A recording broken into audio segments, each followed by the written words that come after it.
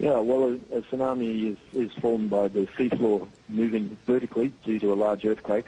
You need a very energetic earthquake to really make a significant change in the sea level, and we've certainly seen that today with magnitude 8.8 is a very intense earthquake. And that has pushed the sea level up above the rupture in the sea floor, and that wave then propagates outward from that rupture across the ocean in all directions. When you're seeing the pictures that we're seeing on the screen now, the force of the water, can you just give us an indication of just how strong that force of water coming in on land is? Nothing can stand up to it.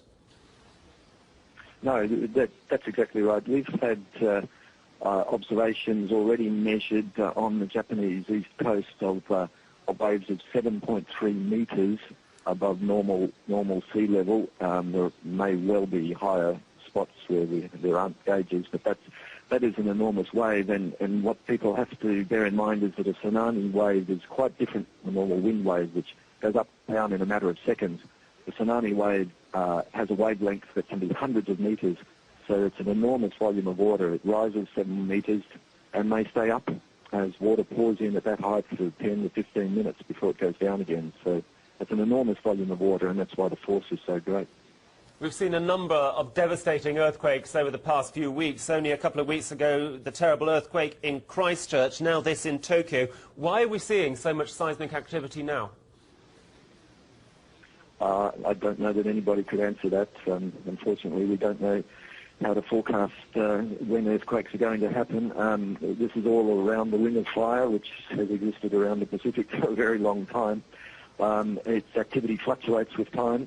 I'm not a seismologist, but I don't think anybody is really capable of predicting when these peaks in activity are going to happen.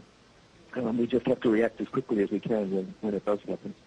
Well, Chris, you are from the Australian Tsunami Warning Centre. I'm just wondering just how much warning it is possible to give. What sort of timings do you have to tell people, you know what, a tsunami is on its way? Is it seconds? Is it minutes? What? Yeah, no, it's certainly not seconds.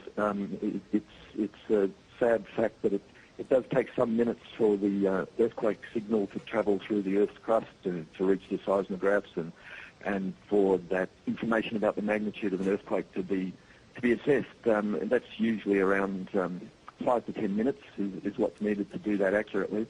Then, of course, warning has to be formulated and distributed. So it's very, very difficult to give useful warnings to anybody who's less than 30 minutes tsunami travel time away from the earthquake.